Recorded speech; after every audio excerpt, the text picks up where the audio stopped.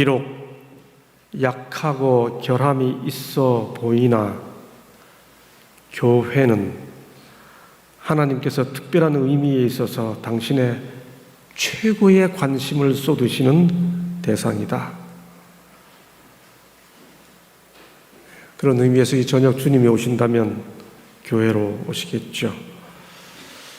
거의 똑같은 문장인데 최고의 관심이라는 표현 앞에 또 다른 한정을 해서 주님이 교회에 얼마나 깊은 관심을 가지고 있는지를 또 다른 구절에서 이렇게 표현합니다. 교회 증언보감 2권 355쪽에 교회가 비록 약하고 결함이 있고 책망과 경고와 권고를 받을 필요가 있을지라도 그것은 그리스도께서 당신의 최고의 관심을 쏟으시는 지상의 유일한 대상이다.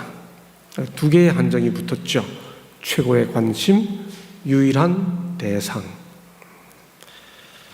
이 구절을 둘로 나누어 보면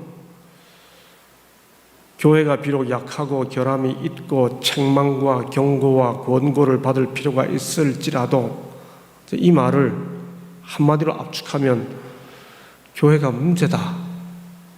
참 교회가 문제다. 그 말입니다. 그렇죠? 결함이 있고 책망과 경고와 권고를 받을 필요가 있을지라도 그랬으니까요. 그런데 그 이어지는 그 다음 문장, 그것은 그리스도께서 당신의 최고의 관심을 쏟으시는 지상의 유일한 대상이다. 이 말을 다른 말로 표현하면 역시 교회가 해답이다. 교회가 결함이 있고 문제이지만 그래도 하나님께서 최고의 관심을 쏟으시는 유일한 대상이기 때문에 교회가 해답인 거지요. 우리 재림교회는 교회가 문제이라고 하는 것과 교회가 해답이라고 하는 것을 하나의 기별 속에서 다 농축시켜 이해해 오고 있습니다. 그게 뭘까요? 그게 바로 요한계시록 3장 끝부분에 나오는 소위 라오디게아 교회에게 보내는 기별이지요. 라오디게아 교회의 사자에게 편지하기를 아멘이시요 충성되고 참된 증인이시요 하나님의 창조의 근본이시니가 가라사대 내가 내 행위를 아노니 내가 차지도 아니하고 덥지도 아니하도다 내가 차든지 덥든지 하기를 원하노라 내가 이같이 미지근하여 덥지도 아니하고 차지도 아니하니 내 입에서 너를 토하여 내치리라 내가 말하기를 나는 부자라 부유하여 부족한 것이 없다 하나 내 곤고한 것과 가련한 것과 가난한 것과 눈먼 것과 벌거벗은 것을 알지 못하도다. 내가 너를 구원하노니 내게서 불로 연단한 금을 사서 부유하게 하고 흰 옷을 사서 입어 벌거벗은 수치를 보이지 않게 하고 안약을 사서 눈에 발라 보게 하라. 무릇 내가 사랑하는 자를 책망하여 징계하노니 그러므로 내가 열심을 내라 회개하라. 오랫동안 저는 여기 차든지 덥든지 하라는 말을 아주 쉬운 말로 화끈하게 믿든지 시원찮게 믿으려면 그만두든지 하라는 말로 알고 있었습니다. 실제로 또 그렇게 들었습니다. 주님이 교회가 문제가 있다고 생각하셔서 교회에게 권면을 주신 소위 마지막 교회를 향한 기별이 라오디게아 교회에 보내는 기별인데 이 교회를 보고 차든지 덥든지 하라고 말씀하셨습니다. 이게 무슨 말입니까? 여러분, 차든지 덥든지 하라는 주님의 말씀의 의미가 무엇입니까? 그것을 알기 이전에 라오디게아 교회에 보내는 기별을 어떻게 읽어야 하는지 확인해 보도록 하겠습니다. 라오디게아 교회에 보내는 기별은 두려운 책망이며 오늘날의 하나님의 백성들에게 적용되는 것이다. 어느 겨울에는 아예 사경회 제목이 라오디게아 교회에 보내는 기별이었죠. 일주일 내내 사경회로 이 기별을 공부하기도 했었습니다. 제 기억에 의하면 라오디게아 교회에 보내는 기별을 배울 때 우리 모두는 다 꽤 강하게 말 그대로 책망을 들으면서 이 기별을 연구했었습니다. 또 살펴보았죠. 증언보감 1권도 327쪽에서 라오디게아 교회에 보내는 기별은 두려운 책망이라고 말씀하셨습니다. 여러분, 책망을 노래하면서 하시는 분은 없죠. 책망할 때는 다 뭘 강하게 하고 날카로운 목소리로 할 수밖에 없죠. 그런데 이 구절을 읽으면 하나님의 책망은 다르게 표현해야 하는 것을 알 수 있습니다. 예수께서는 그렇게 심한 견책을 하실 때마다 그의 말씀에는 눈물이 섞여 있었다. 저는 이 구절을 읽은 다음에 눈물이 나지 않는 사람은 책망할 자격이 없다, 그렇게 표현하기 좋아합니다. 가슴에 눈물이 나지 않는 사람은 하나님의 이름으로 책망할 자격이 없다. 우리는 이 구절을 생략한 채 라오디게아 교회에 보내는 기별을 너무 쇳소리 내면서 읽고 나눌 때가 많죠. 하나님께서 보내신 책망의 말씀은 항상 부드러운 사랑과 함께 화평의 약속으로 더불어 선포되었다. 사도행적 587쪽. 그렇죠. 옥사에 보내놓은 권면 22쪽에 보면 주님은 어떤 사람에게도 교회를 좌절시키고 낭망시킬 기별을 지어주지 않으신다.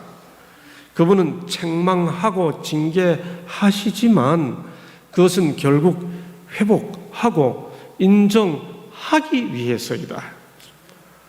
여러분, 그러므로 우리는 라오디게아 교회에 보내는 권면도 이런 맥락으로 읽어야 하는 겁니다. 그 기별을 들으면서 그 기별을 말씀하시는 눈물 고인 주님의 음성을 들어야 하는 거지요. 그 심정으로 우리는 이 기별을 전하고 또 들어야 하는 거지요.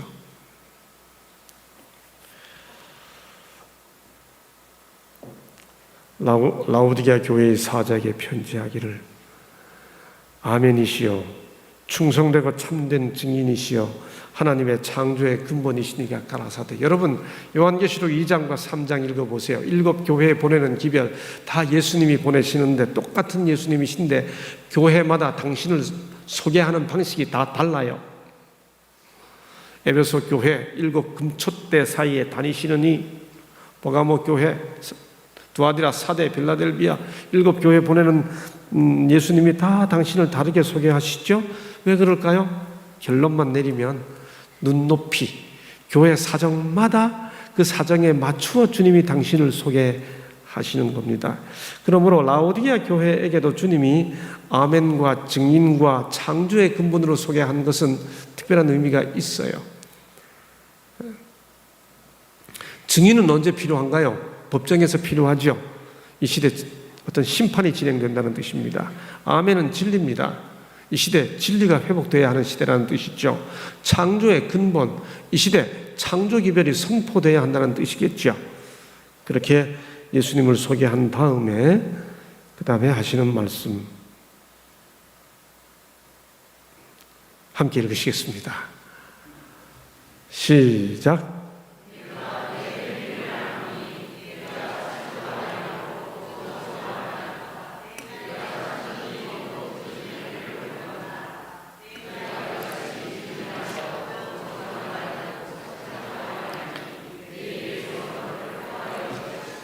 여러분, 뭐가 문제입니까? 지금 온도로 비유된 영적 상태 중에서 뭐가 문제예요? 더운 게 문제입니까? 찬 게 문제입니까? 미지근한 게 문제입니까? 모르세요? 너무 쉽죠?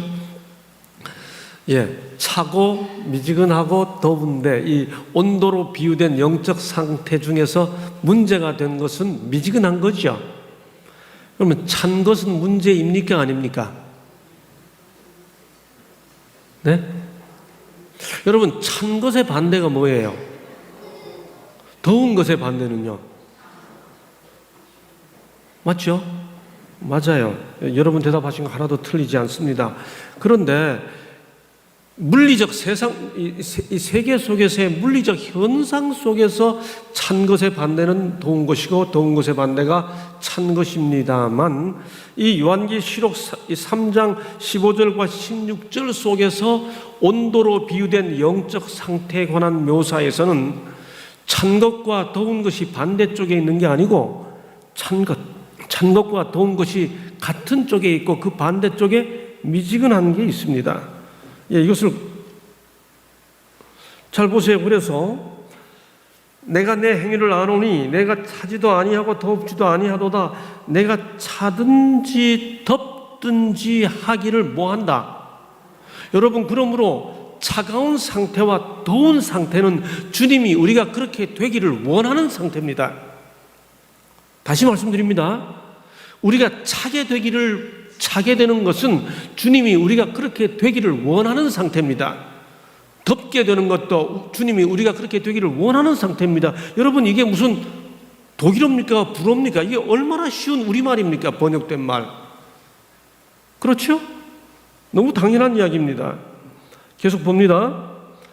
뭐가 문제인가? 내가 이같이 미지근하여 덥지도 않고 차지도 아니하니 내 입에서 너를 토하여 내치리라. 그 말은 무슨 뜻이에요? 우리가 덥거나 차면 주님이 토하여 내치지 않는다는 뜻입니다. 다시 말해, 차가워지는 상태나 더워지는 상태는 다 문제 상태인 미지근함에 대한 해결로 제시된 방안입니다. 너무도 분명하고 쉽잖아요. 그런데 물리 세계 속에서 더운 것의 반대는 차다고 하는 우리의 선입견이 영적 진술에 있어서도 더운 것의 반대는 찬 것이라고 하는 이해 때문에 뜨겁게 믿든지 그만두든지 하라는 말로 오해하게 되는 거죠. 온도에 있어서는 찬 것의 반대가 더운 것이고 더운 것의 반대가 찬 것입니다. 그러나 이 본문 속에서는, 이 본문에 나타난 영적 권면에 있어서는 차든지 덥든지 하라고 하는 것이 우리의 문제 상태에 대한 우리 주님의 진단과 처방이고, 그 문제 상태에 대한 진단이 미지근하다고 하는 겁니다. 미지근한 게 문제입니다. 그러면 차가워지든지 더워진다고 하는 말의 의미는 과연 무엇일까요? 여러분, 요한계시록 3장의 본문 속에 다 나타나 있습니다. 거기 보면 온도로 은유한 표현 속에서 주님께서 우리가 어떻게 되기를 원한다고 말씀하셨는가 하면 차든지 덥든지 하기를 원한다고 말씀하셨고, 이렇게 온도에 비유해서 한 이 영적 권면을 아예 문자적으로 19절에서 문자 그대로 다시 표현했습니다. 무릇 내가 사랑하는 자를 책망하여 징계하노니 그러므로 내가 뭐하라? 열심을 내라. 그 다음 뭐하라? 회개하라. 그렇게 말합니다. 여러분, 그러므로 여기 차든지 덥든지 하라는 이 말은 열심히 믿든지 그렇게 믿으려면 그만두라는 말이 아니라 여전히 우리를 향한 주님의 끊임없는 사랑의 호소로서 차라는 말은 회개하라는 말이고 더우라는 말은 열심을 내라는 말을 온도에 비유하여 한 표현임을 알 수가 있는 거죠. 한마디로 무슨 말이에요? 자기가 얼마나 어떤 상태인지도 모르고 하나님 사업을 향한 열심도 없는 상태이기 때문에 자기 상태에 대해서 정말 차갑게 인식하든지 알아차리든지 하나님 사업을 향해 열심을 다하든지 똑같은 상태에 대한 다른 권면이지요.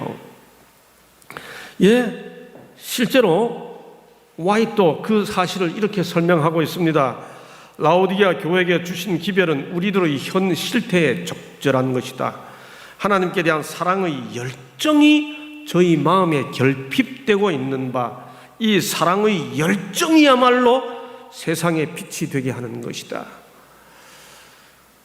재림교회 뜨거웠으면 좋겠습니다. 아니, 뜨겁지 못해도 따뜻했으면 좋겠습니다. 미지근만 안 했으면 좋겠습니다. 사랑의 열정이 저희 마음에 결핍되고 있는 바, 너도 알고 나도 아는 그런 분위기로 냉랭하게 살펴보는 그런 모습이 아니고, 이게 라오디게아 교회에 보내는 기별이라는 거죠.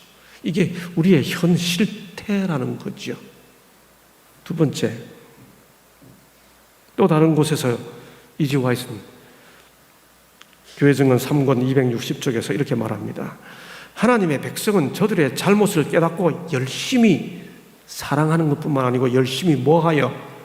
회개하여 저들로 하여금 그토록 통탄스러운 기만 상태 가운데 빠지게 한 죄들을 벗어버려야만 한다. 이것만이 라오디게아에 보내는 기별에 대한 대답이 될 것이다. 무슨 말이에요? 이 라오디게아 교회는 자기 잘못 인정 안 한다는 거예요. 그래서 그야말로 어떤 기별 전하기가 힘들어져서 회개 안 한다는 거죠. 자기가 얼마나 부족한지에 대한 차가운 인식도 하나님의 사업을 향한 열심도 다 부족하기 때문에 이 교회에 대한 기별을 구체적으로 전하기 전에 아예 이 편지의 서두에서 차든지 덮든지 하라 하고 목에 가슴에 눈물을 가득 머금고 주님이 책망을 주시는 거죠.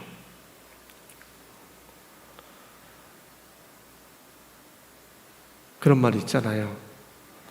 차가운 머리, 뜨거운 가슴,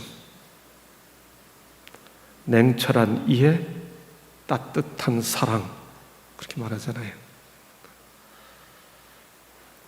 자기 부족에 대해서는 차갑게 이해하고 남에 대한 사랑에 있어서는 뜨겁게 할 줄 아는 사람, 이 똑같은 말의 다른 표현이에요. 여러분, 라오디게아 교회 보내는 권면은 시원찮게 믿으려면 그만둬 하는 말씀이 하나도 없어요. 거기 이 교회를 향한 눈물 머금은 주님의 호소만이 남아 담겨 있죠. 그런 마음으로 주님이 이제 구체적으로 주시는 말씀이 그 다음 이어지는 말씀이지요. 내가 말하기를 나는 부자라 부요하여 부족한 것이 없다 하나 내 곤고한 것과 가련한 것과 가난한 것과 눈먼 것과 벌거벗은 것을 알지 못하도다. 진단이죠. 그 다음 내가 너를 권하노니 처방을 주시죠. 내게서 불러 연단한 금을 사서 부유하게 하고 흰 옷을 사서 입어 벌거벗은 수치를 보이지 않게 하고 안약을 사서 눈에 발라보게 하라. 여러분, 여기 진단과 처방은 각각 세 가지입니다. 세 가지 진단에 대한 세 가지 처방이에요. 뭐예요? 곤고한 것과 가련한 것과 가난하다고 하는 것에 대해서는 처방이 금을 사라고 하는 것으로 주어졌고, 눈먼 것이라고 하는 진단에 대해서는 안약을 사서 보라고 하는 처방이 주어졌고, 벌거벗었다고 하는 것에 대해서는 흰 옷을 사서 입어 벌거벗은 수치를 보이지 않게 하라는 거지요. 여러분, 이 말을 다른 말로 정리해보면 우리가 곤고하고 가난하고 가련한 줄 아는 것이 차가워지라는 거고요, 금을 사서 부유하게 하라는 것이 뜨거워지라는 말입니다. 우리가 얼마나 눈멀었는지 알아야 된다고 하는 것이 차든지라고 하는 거고요, 안약을 사서 눈에 발라보라고 하는 게 뜨거워지라는 말이고, 벌거벗은 상태를 알라고 하는 게 차든지, 흰 옷을 사서 입어 벌거벗은 수치를 보이지 않게 하라는 말이 덮든지 하라는 말이죠. 진단을 이해하든지 처방을 받아들이든지 의사로서 약을 들고 상인처럼 문을 두드리시는 주님의 모습이 그대로 나타나 있는 겁니다. 여기 세 가지 진단과 세 가지 처방을 온도로 비유한 것이 차든지 덮든지 하라는 말입니다. 이제 그 진단과 처방을 하나씩 살펴보십시다. 첫째, 내가 말하기를 나는 부자라 부요하여 부족한 것이 없다 하나 내 곤고한 것과 가련한 것과 가난한 것을 알지 못하는도다. 참, 뭘 모르고 산다 그겁니다. 이 라오디게아 교회에 있는 교인들의 상태가. 그래서 이걸 깨닫기 위해 차든지 이렇게 말씀하십니다. 이 차라는 말을 우리 개인 신앙 상태에 적용하면 어떤 걸까요? 글쎄요, 제가 한번 이렇게 표현해 보았습니다. 저 자신의 상태를 살펴보면서 이걸 개인 신앙에다가 적용한다면 어떤 모습일까? 얼굴이 나는 교회 활동에는 참여하지만은 진솔한 개인적 영성은 줄어만 간다면 이게 부자라 하나 눈물 가난하고 벌거벗은 거지요. 혹시 우리가 기도 부탁을 받고 공중기도 드릴 때는 열심히 준비해서 합니다. 화려한 미사역으로 공중기도는 드리지만 정작 간절한 개인 기도가 없다면 우리 가난한 거지요. 곤고한 거지요. 이거 냉철하게 알라는 거죠. 만약 우리가 해외 선교 가자고 하면 참여하지만 정작 이웃을 위한 개인 전도는 전혀 하고 있지 않다면 부자라 하나 가난한 거지요.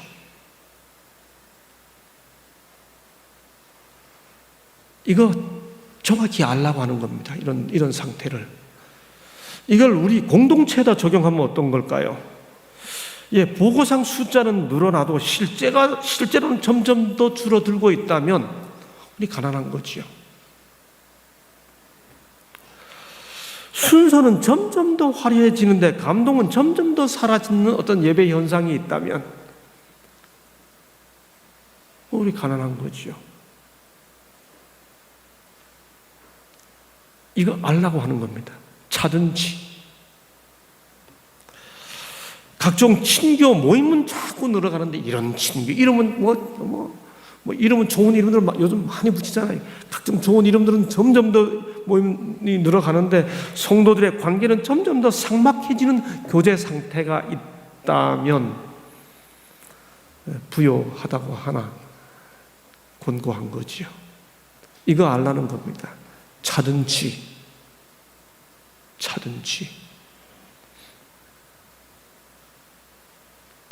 덮든지 하라. 그런 거 깨닫고 그렇지 않은 상태로 가라고 하는 거죠. 덮기 위해서는 어떻게 해야 하나요? 금을 사라고 했습니다. 불로 연단한 금을 사서. 그 불로 연단한 금이 뭐라고 설명됐나요? 우리 너무 잘 알잖아요. 너희 믿음의 시련이 불로 연단하여. 무슨 말이죠? 이 라오디게아 교회의 믿음과 신앙이 단련된 금 같은 믿음이 아니라는 겁니다. 시대가 흐를수록 적당히 교제하고 적당히 인정받고 적당히 그저 소셜 해피니스, 소셜이라고 그러잖아요. 소셜 액티비티, 사회적 활동 정도가 유지되는 범위 안에서 유지되는 듯한 믿음. 다시 말해 내 기분이 용납해주는 범위 안에서 하는 교회 생활, 내 취미가 응답하는 범위 안에서 반응하는 교회 생활, 그걸 넘어서서 연단된 금이 필요하다라고 하는 겁니다. 하나님과의 관계가 우리를 단단하게 만들어주는 것이 필요하다는 거지요.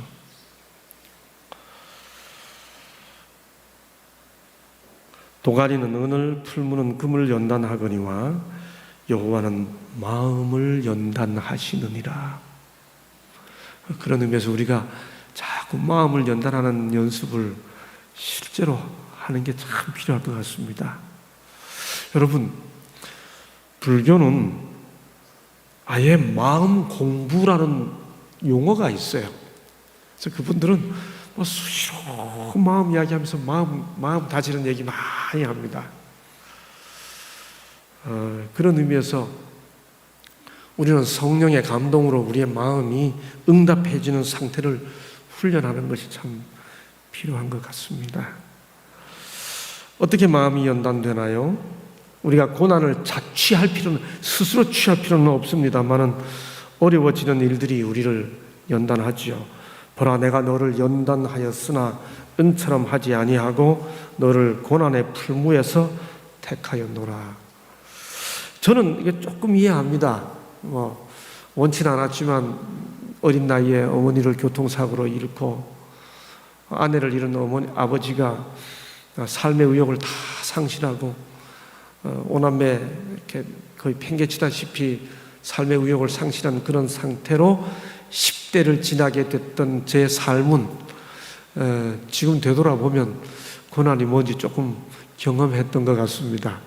그래서 결혼하고 초임 목회 나가가지고 한 교회에서 4년 동안 6번 이사하게 되는 상태, 심지어 상가에서 살았기 때문에 저녁 10시가 되면 양쪽 문을 잠가가지고 화장실도 가지 못하게 되는 사택에 살았어도 교인들이 그렇게 안타깝게 생각하고 불쌍하다 그래도 왜 저러지? 우리는 좋기만 한데 그게 고생인 줄 모르고 그렇게 살았습니다. 최근에 이야기를 하면 또 이렇게 연결되는 분들이 나타나기 때문에 그저 먼 옛날 이야기 하나 하겠습니다. 그렇게 삼육동에 왔습니다만 등록금을 마련하는 일은 정말 어려웠습니다. 기숙사 식비를 내는 일도 쉽지 않았고요. 대학교 2학년 1학기 때 식비를 내지 못하고 전전긍긍하고 있던 중에 돌아가신 한성보 목사님이 저를 부르시더니 지금부터 내 심부름을 좀 하라고 그래요. 근데 그 심부름 하는 일 중에 중요한 게 뭔가 하면 그 삼육대학교 시화사 뒤 옛날 허물어진 식당이 있던 옆에 참나무에 상수리나무에 걸려있던 가스통을 이렇게 치는 일이 그 교수님 심부름하는 요즘 젊은이들이 하는 말로 하면 알바죠. 아르바이트의 준말 알바입니다. 근데 다른 친구들은 관장님 비서, 다른 학생들은 종돌이 이렇게 놀렸습니다. 종친다고. 근데 이제 그 근로를 한 학생은 무슨 말이야? 관장님 비서실장인데 이렇게 하고 이랬죠. 그게 종을 치면 이제 그 종치는 그 심부름도 하고 뭐 그런 일을 통해서 생활관에 그 식당의 식비가 면제됐습니다. 제가 그 근로를 하라고 그래서 아주 재미나게 그 일을 했죠. 아침에 일어나서 학생들 깨울 때 종을 치고 가스통을 치고 새끼 밥 먹을 때마다 가스통을 치고 또 예배 시간마다 가스통을 칩니다. 여러 번 해요, 하루에. 그 시간 딱딱 맞춰 잘해야 되는데 그게 이제 그 어떤 걸 칠 때마다 조금씩 그 타법이 다릅니다. 아침에 기상종 칠 때는 조금 빨리 5번 칩니다. 땡 쳐요. 근데 밥 먹으라고 칠 때 식종 칠 때는 천천히 3번 칩니다. 딩. 이제 이게 밥 먹어라. 이제 밥좀 빨리 치면 체하잖아요. 근데 그거 하면서 제가 이제 식비 면제받고 이제 근로를 하고 있었는데 어느 날 저녁에 지금도 이 얘기할 때마다 제가 그 장면이 고스란히 생각나요. 어느 날 저녁에 저녁종 치러 딱 갔습니다. 가가지고 가스통이 이렇게 매달려 있고 그 밑에 이게 아주 이렇게 매끈한 돌이 있어가지고 그 돌을 들고 가스통을 치면 이제 종이 울리는 거지요. 그렇게 이게 돌을 들고 가스통을 치려고 딱 일어섰는데 딱 고개를 들은 순간 저 맞은편에서 여학생 기숙사 백합사라고 장미사라고 하는 그 여학생 기숙사 쪽에서 여학생 셋이 막 자기들끼리 떠들고 웃으면서 이야기하고 오다가 저하고 눈이 딱 마주쳤는데 순간적으로 이 사내 자식이 여자애들 앞에서 가스통 쳐야 되나? 그 생각을 하니까 여러분 얼굴 뭐 한다 그러잖아요. 그 얼굴을 다른 말로 뭐 한다 그러잖아요. 되게 창피한 스러운 느낌이 들면서 그걸 밥 먹어라 이렇게 3번 천천히 쳐야 되는데 그걸 그냥 빨리 당당당당당 이렇게 치고 식당으로 들어갔습니다. 들어가서 이렇게 서 있는데 뭐 아무 생각 없이 그 다음에 식당에 들어가 줄 서 있는데 조금 있으니까 한성모 목사님이 막 뛰어들어오시더니 야 김상래 하고 찾는 거예요. 예 교수님, 목사님 저 여기 있습니다. 무슨 일이야? 예? 아무 일도 없는데요? 야, 이 사람은 지금 최익원 처장님한테도 전화하고 김종화 학장님한테도 전화오고 불 어디 났냐고 다 전화 오잖아. 그래요. 불 안 났는데요? 여러분 그게 그 종을 당당당당당당 그렇게 치면 그게 비상종인 겁니다. 무슨 일 났냐고 전화 온 거예요. 저는 그걸 몰랐죠. 근데 아무 일 없었다 그러니까 그런데 밥종을 그렇게 치면 식종을 그렇게 치면 어떻게 하느냐고 그러더니 자네 밥 먹고 내 방에 좀 오라 그래요. 되게 혼났습니다. 그게 그때 그 종소리가 묵동까지 들렸어요. 그러더니 그만두라 그러시더라고요. 제가 불종 잘못 쳐가지고 근로 자리를 잘렸습니다. 제가 좀 재밌게 파이어 때문에 파이어를 당했어요. 그렇게 한 학기를 마치고 나니까 이게 방학을 해서 집에 내려가야 되는데 제가 식비를 못 냈죠. 관비도 못 내고 그러니까 3만 원이 모자랐어요. 교수님이 어렵지만 이건 해결하고 학기가 맞췄으니까 해결하고 내려가라고. 저도 10년 동안 생활관 관장을 했습니다만 뭐 학기는 마무리하고 가야 되니까 이걸 해결하라고 그랬어요. 제가 마음에 부담이 많이 됐습니다. 그래서 오야뽕에 가서 기도 동산에 가서 기도하려고 하니까 너 왜 종을 그렇게 쳤냐 하는 생각부터 먼저 나서 종 잘못 친 것도 반성하고 그리고 3만 원이 모자랍니다. 이거 제가 어디 가서 무슨 일을 할 수 있게 좀 도와주시고 제가 돈이 하늘에서 뚝 떨어지는 건 아니니까 어떻게 하든지 근로를 해서 방학 때면 집에 가서 학생들 가르쳐서라도 할 수 있게 빨리 좀 해결할 수 있게 도와주십시오. 기도하고 이렇게 쭉 걸어서 내려오는데 이렇게 지나가는데 그 옛날 삼육대학 조그마한 교회 있지 않았습니까? 그 교회 앞을 이렇게 지나가는데 교회 안에서 누가 이렇게 나와요. 문이 저런 문이었는데 문 열고 이렇게 딱 나오시더니 제가 딱 마주쳤습니다. 아무도 없고 표성수 교수님 사모님이신 김미배 교수님이 딱 나오시다가 만났어요. 만났더니 저를 보시더니 아주 반색을 하면서 김군 어디 갔다 오냐고. 예. 잠깐 안에 들어가서 이야기 좀 하자고. 저를 데리고 교회 뒤에 가서 이렇게 의자에 앉히시더니 이런저런 안부를 물으신 다음에 다름이 아니고 삼육대학교회 도르가회에서 힘들게 공부하는 학생들에게 장학금을 주어 왔는데 이번 학기 말에 장학금은 우리 김군에게 주기로 했습니다. 그래서 찾고 있었습니다.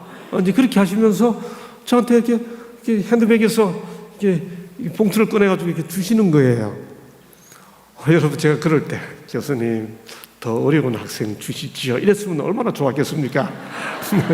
근데 제가 막 취소하실까 막 아주 급하게 받았죠. 감사합니다 인사하고 막 뛰어가지고 기숙사에 올라갔어요. 올라가가지고 봉투를 이렇게 열어보니까 3만 원이 남아요. 그 3만 원을 보는 순간 그제서야 제가 지금 기도하고 내려오는 길이라는 생각이 나면서 그때 들었던 저의 생각을 제가 평생 잊지 못합니다. 처음부터 한 5만 원 모자라다고 기도할 걸. 그 생각이 왜 들겠어요? 지금 기도하고 내려오는 길이거든요. 그렇게 그 학기를 지나가고 2학년을 마치고 3학년 1학기가 됐습니다. 이리저리 교수님들이 자기 아들들 과외하라고 그래서 과외도 하고 이것저것 많이 했습니다만 그때 돈으로 또 5만 원이 모자라요.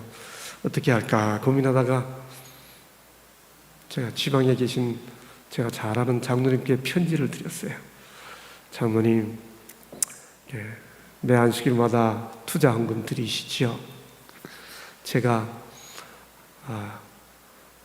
생각해 보니 제일 좋은 투자는 사람에게 하는 것 같은 게 제일 좋은 투자인데 제가 생각해도 저는 좀 투자할 만한 것 같습니다. 투자 헌금 드리시는 마음으로 저를 좀 도와주시면 제가 돈으로는 갚지 못하지만 하나님 사업에 제 인생을 바치는 것으로 갚도록 하겠습니다. 5만 원이 모두 도와주십시오. 이렇게 편지 드리고 갔어요. 여러분 장로님도 그런 편지 받으시면 참 황당하시겠죠. 지방에 내려갔더니 점심시간 됐는데 장로님이 저를 보시더니 그래 어서 오너라. 편지 잘 받았다. 점심부터 먹자. 이렇게 밥을 먹고 난 다음에 그래 고생은 젊어서 사서도 하는 거야. 근데 우리 집안에 이번 달에 아주 큰 중요한 일이 있어서 내가 반밖에 준비 못했다. 그래서 봉투를 주셔요.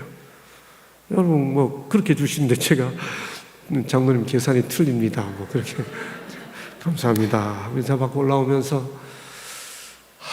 이제 나머지를 어떻게 무슨 일을 해서 빨리 이렇게 마무리를 해야 되나. 뭐 저는 열심히 일을 할 생각을 하고 있었으니까 그렇게 하면서 이제 저녁 5시쯤 넘어서 이렇게 퇴근하는 시간인데 제가 옛날 그 좁은 45번 버스에서 딱 내려서 정문을 들어가려고 하는데 저 학교 쪽에서 학생처 여직원이 퇴근하다 말고 저를 보더니 반색을 하면서 김상래 씨 3일 전부터 안덕기 교수님이 찾았는데 빨리 가보라는 거예요.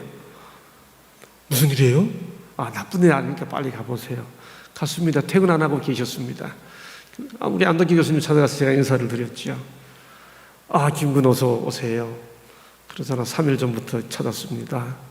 그러면서 이야기 내용이 뭔가 하면 이거예요. 다름이 아니라 가롤동교회, 용산교회입니다.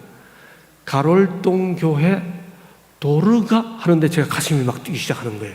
한번 들었잖아요 벌써. 가롤동교회 도르가 회에서 어렵게 공부하는 학생 도와주라고 장학금을 맡겼는데 교수회에서 이번에 김군에게 주기로 했습니다. 장학금 5만 원입니다. 와, 제 주머니 안에 지금 2만 5천 원 들어있잖아요. 장학금 5만 원입니다. 와, 여기 다 준비됐는데 나 지금 어디 갔다 오는 거야? 요 나머지 2만 5천 원 갖고는 이제 책 사고 막 이런 생각이 머릿속에서 벌써 계산이 막 돌아가고 있죠.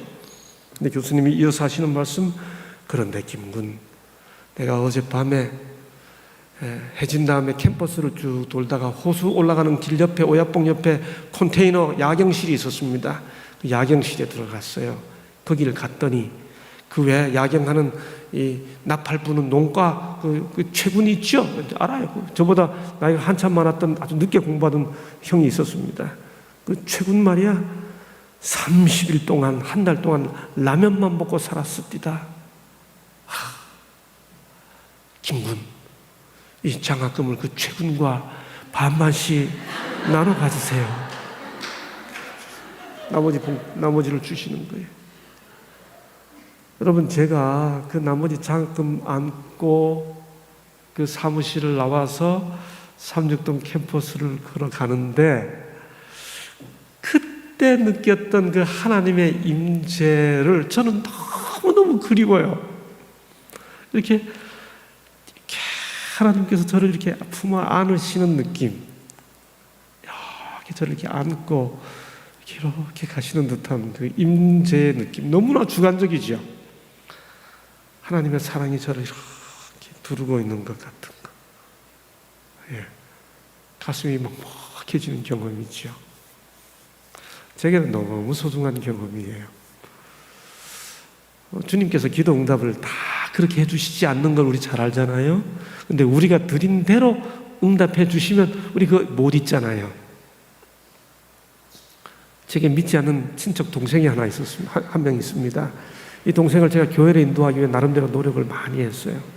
근데 이 친구가 참 온갖 핑계를 대고 교회를 안 나와요. 그래서 어느 날 이 친구하고 제가 이야기하다가 이 이야기를 제가 했습니다. 어쩌다가 간증 삼아 친구한테 이야기를 했어요. 그랬더니 이 친구가 이야기를 가만히 듣더니 한참 듣다 말고 형 하면서 턱 던진다는 말이, 그거 참 기가 막힌 아다리네요. 그래요. 여러분 바둑 뛸 때 아다리 이렇게 하잖아요. 딱 맞아 떨어졌다 이겁니다. 형 그거 참 기가 막힌 아다리네요. 그러니 하는 말이 뭔가 하면, 그런데 형 그거 어차피 형한테 주기로 결의된 거 형 기도 안 했어도 받았을 거 아니요. 그래요. 그 말 들으니까 맞아요. 어차피 내가 기도하기 전에 벌써 다 결의되어 있었는데 나는 뭐 지방에 왔다 갔다 하고 있었거든요. 그렇죠. 내가 그 기도하기 전에 김민배 교수님 돌아가셔서 먼저 결의했을 거 아니에요. 그 친구가 그렇게 말하니까 그런가? 그런데 그 순간 제가 약간 화가 났습니다. 그리고 그때 그 친구한테 이렇게 말했습니다. 정말 하나님이 저한테 답을 주셨던 것 같습니다. 그래, 네 말이 맞다. 모든 장학금 받는 학생들이 다 기도하고 받는 건 아니지. 이미 결의가 됐으니까 내가 기도 안 했어도 나한테 왔겠지.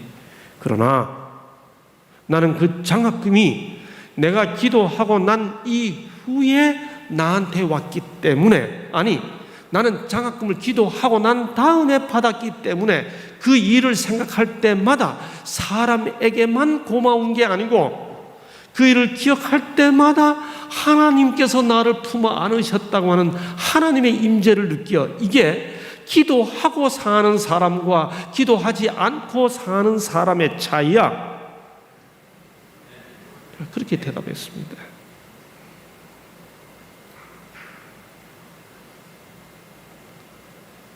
맞죠? 그런 경험, 그런 삶 하나하나는 우리로 하여금 하나님의 임재를 느낄 수밖에 없도록 만들어 주는 거지요. 그 하나님께서 우리를 이렇게 안아서 인도하시고 그야말로 함께 하신다는 그 체험은 기분 좋다고 하나님 섬기고 기분 나쁘다고 교회 안 나오고, 내 기분 안 맞으면 교회 안 나와. 무슨 교회 나오는 게 무슨 뭐 권리입니까? 하나님 앞에 살아가는 우리들인데 그렇잖아요. 보라, 내가 너를 연단하였으나. 우리에게 다 필요한 것이 자기 마음을 다스리고 성령께 자기를 내맡긴 연단된 금이 필요하다는 거죠.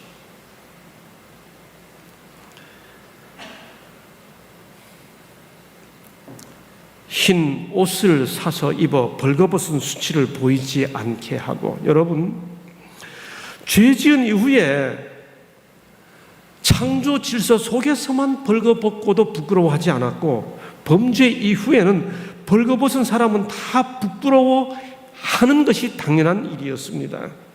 그래서 죄 지은 인간은 다 벌거벗은 상태에서 자기를 가리려고 하잖아요. 그런데 벗고도 수치를 모른다면, 다시 말해 자기의 아주 허전한 상태를 다 드러내고도 부끄러운 줄 모른다면 둘 중에 하나입니다. 판단력이 없어졌든지 아니면 뻔뻔하든지, 둘 중에 하나입니다.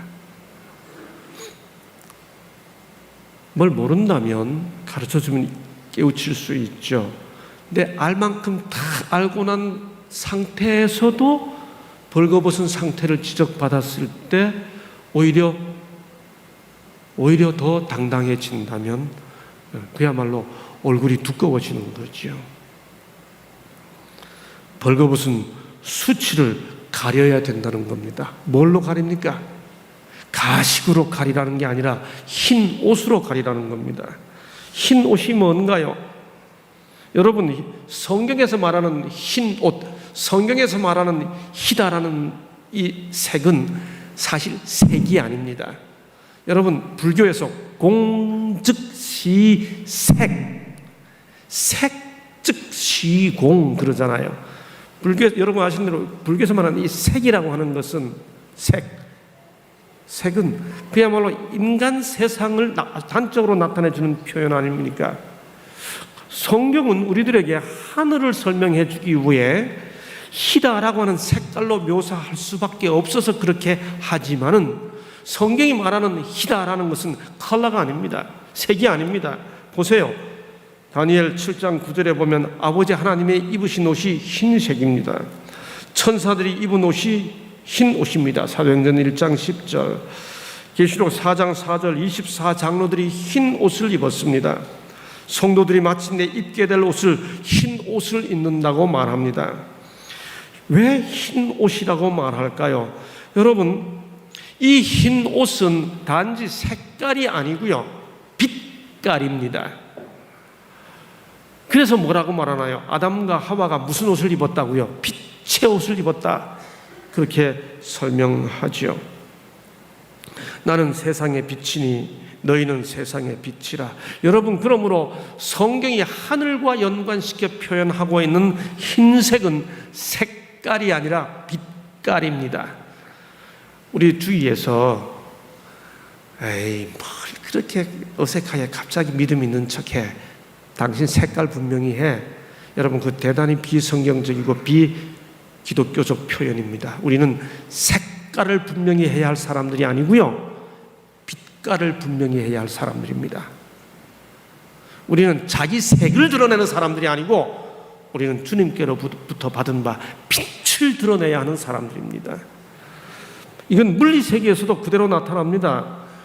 우리가 빛의 삼원색이 있고 색의 삼원색이 있죠. 빛의 삼원색을 RGB라고 그러잖아요. Red, Green, Blue. 이걸 RGB 선이라고 그러잖아요. 색의 삼원색은 자홍, 청록, 노랑입니다. 그런데 참 재미있게도요, 근데 오른쪽은 빛의 삼원색이에요. 빛의 삼원색은 합하면 합할수록 또 환해지기 때문에 세 개가 다 겹친 가운데가 하얗게 됐죠. 여러분, 우리들이 함께 모여서 무슨 회의를 하는데, 회의할 때마다 다툼이 일어나고 뭐 이야기할 때마다 모여서 함께 지내면 갈등이 생기고 어두컴컴해지면 그게 무슨 뜻인가 하면 다 우리가 빛을 드러내지 않고 우리 개개인의 색을 드러냈기 때문에 빛깔을 분명하게 하지 않고 색깔을 분명하게 하면 다 시커멓게 돼요. 근데 다 우리가 주님께로부터 받은 바 빛을 분명히 드러내면 모이면 모일수록 더 밝아질 뿐입니다. 흰 옷을 입어 벌거벗은 수치를 보이지 않게 하라는 말은 우리 가진 바 타고난 성정을 색깔 드러내라는 말이 아니라 그리스도께로부터 받은 바 은혜의 빛을 드러내어 인간의 허전한 모습 드러내지 말라는 말이죠. 여러분, 우리의 벌거벗은 상태, 허전한 상태를 인정하든지 그리스도의 은혜를 힘입어 밝은 빛을 드러내든지 하라는 말씀입니다.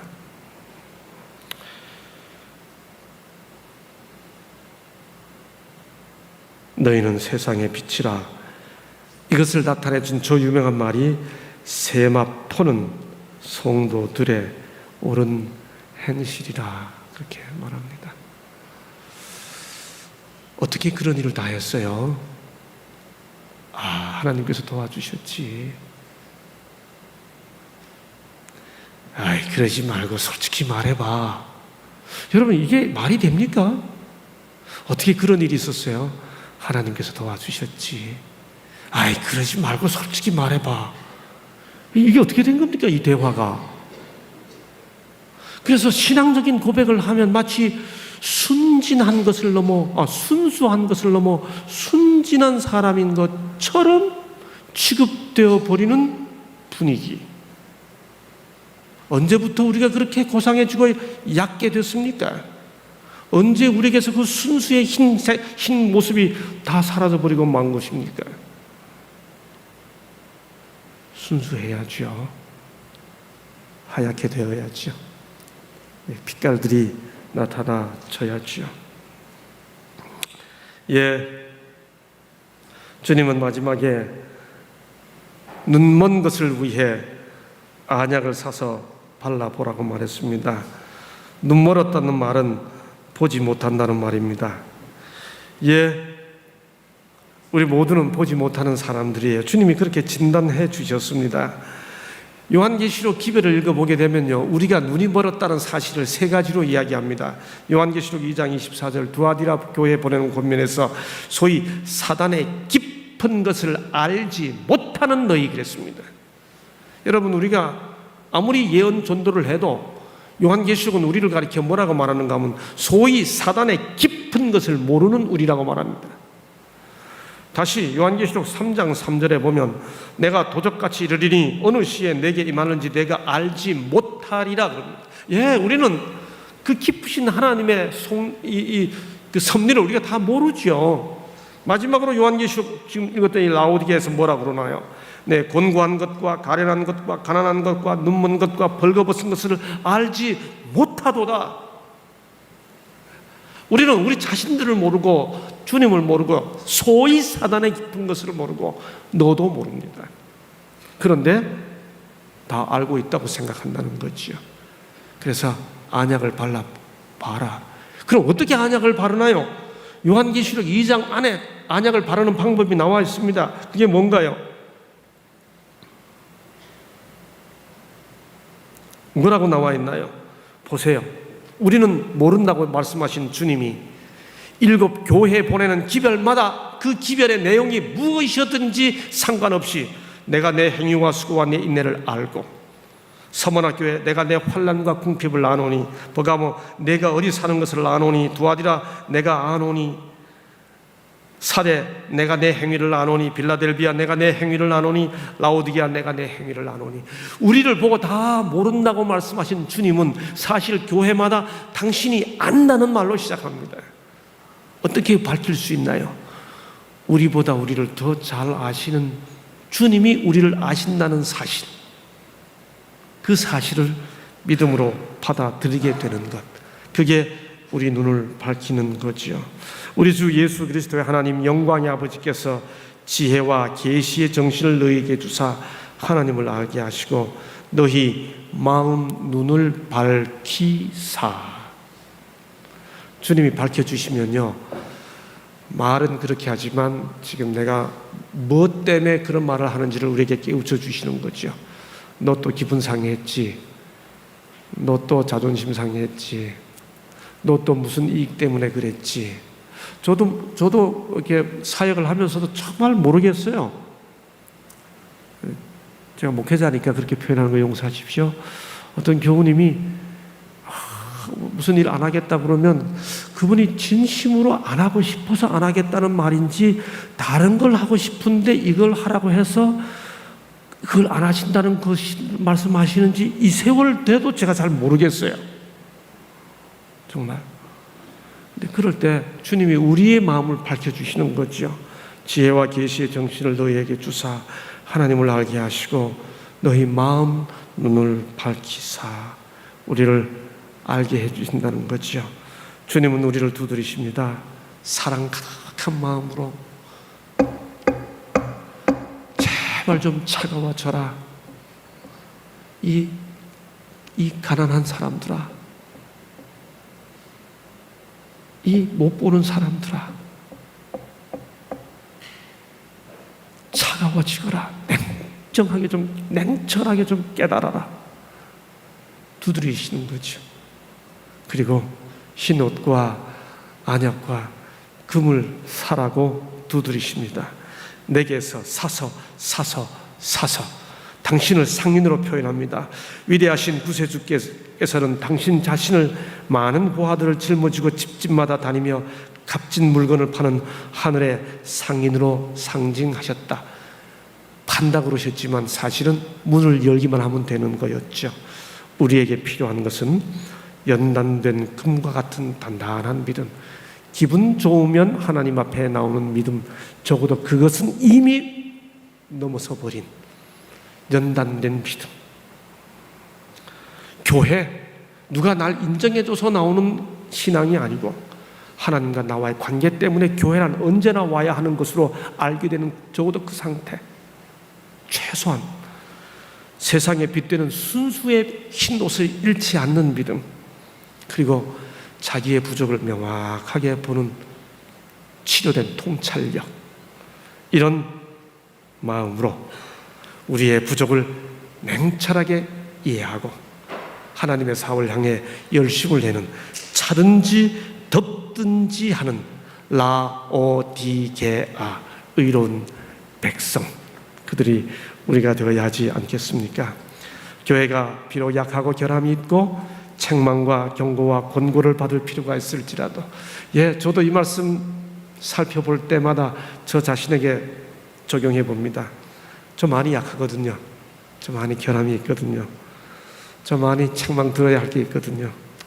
제가 그렇게 돼야 한다는 사실을 아는 것만으로 저를 알게 해주신, 냉철하게 깨닫게 해주신 주님께 감사하고, 그럼에도 불구하고 주님이 저를 이렇게 계속 쓰시는 것에 대한 감사한 마음으로 혼신의 힘을 다해 교회에 제가 뭔가 할 수 있는 일을 찾아서 하는 거지요. 당신의 최고의 관심을 쏟으시는 지상의 유일한 대상이다.